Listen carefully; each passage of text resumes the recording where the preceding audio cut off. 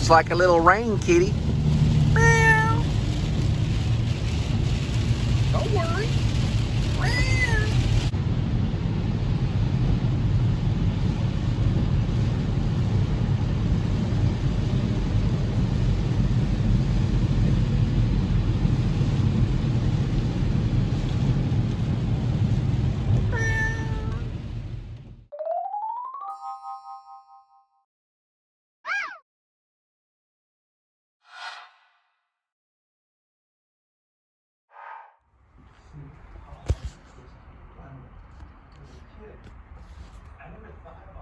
Okay, so they've come back, the birds, and they just take the privilege and liberty,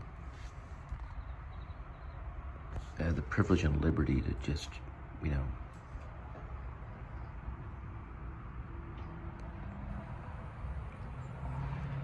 and then while they're at it, they'll sometimes kind of fly at you and attack, and then they've come back to nest again, and you can see the photos. I mean, I'm sorry, not the photos, but the other photos in the nest.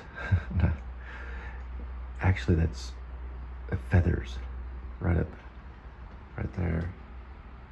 So they usually come in and they'll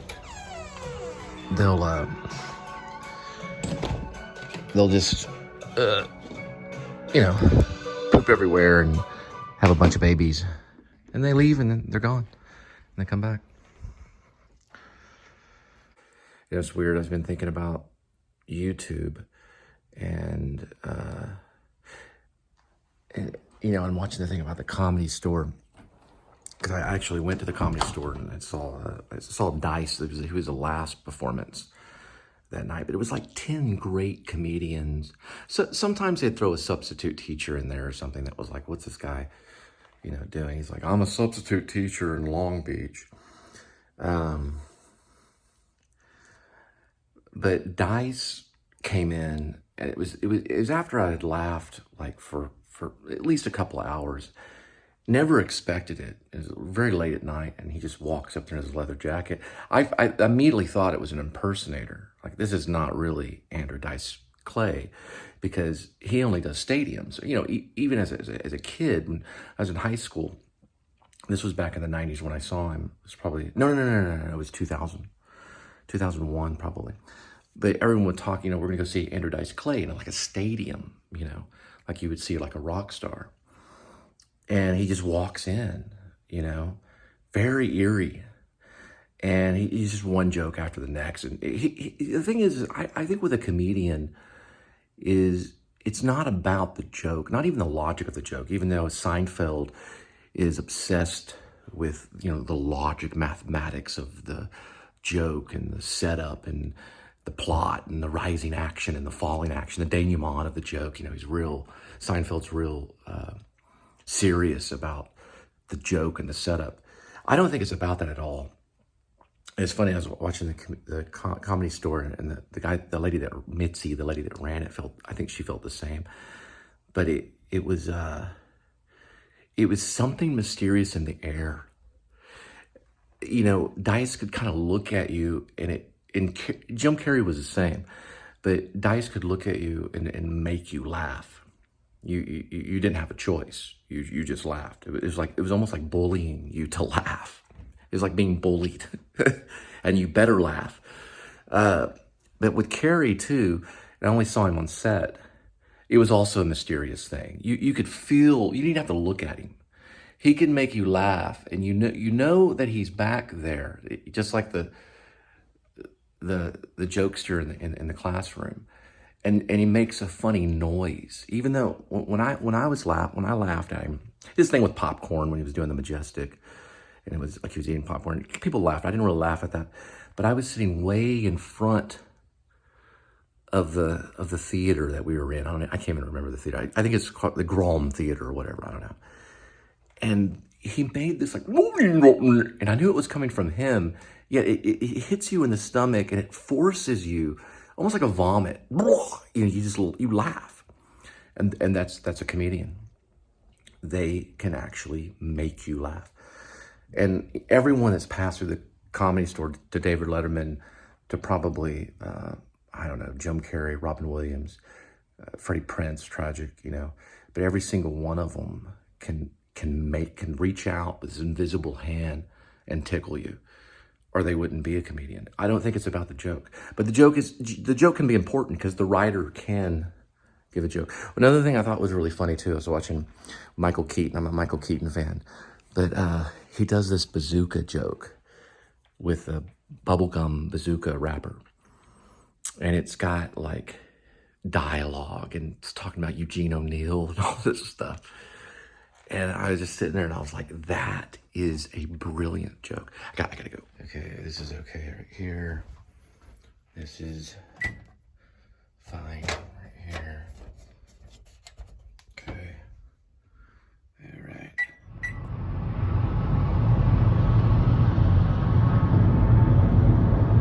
I just can't help it, but that actually right there says Pure Michigan, and that looks like some kind of grill or something.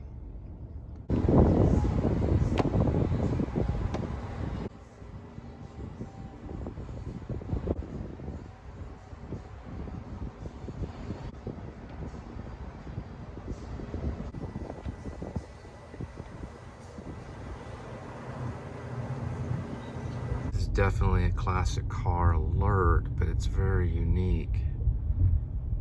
It's got like a skull on it. It's just kind of sitting there.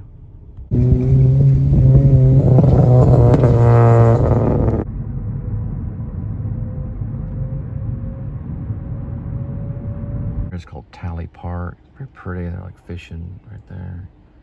See a fisherman right over that way. Little duck pond kind of thing.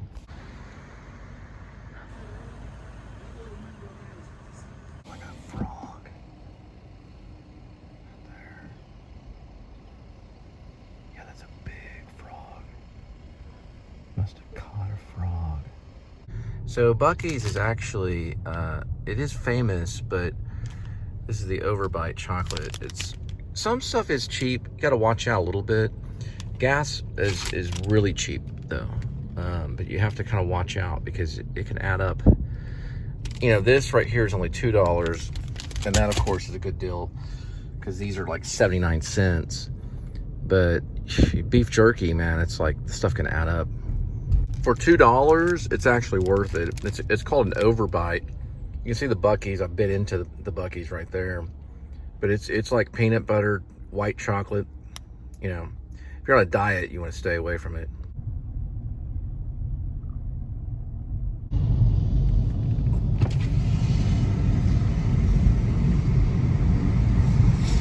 Better than Disneyland. Sometimes. It's crazy. I just went in there and they're playing some kind of trivia game. They've got like a DJ or a guy on a mic. I guess a mic master. What do they call him? The mic. The guy with the mic. And he asked which flower got its name from bees mistaken, or that bees make a mistake and think it has a sweet kind of nectar from the flower. So bees thought the flower was sweet. Anyway, that was the question. My guess was sour clover, but I don't know the right answer. But if you know it, leave a comment. So the bees thought that this flower had a sweet nectar, and then they took from the flower, and it actually didn't have a sweet nectar. So that's how the flower got its name.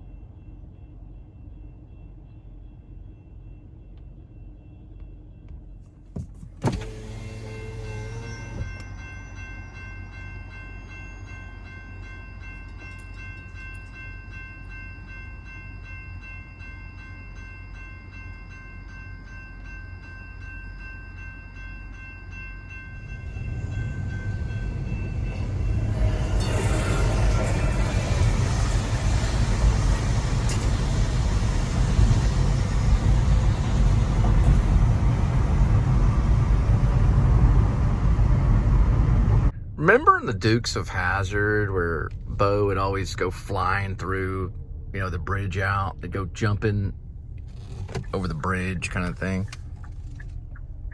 That is a really nice house right there.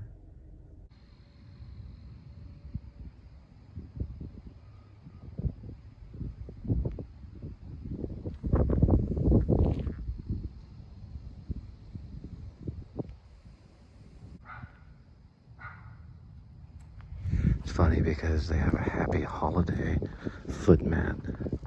It's like not even the holidays. It's like, well, I guess, you know, because it kind of is. Dog's kind of, they're sitting there.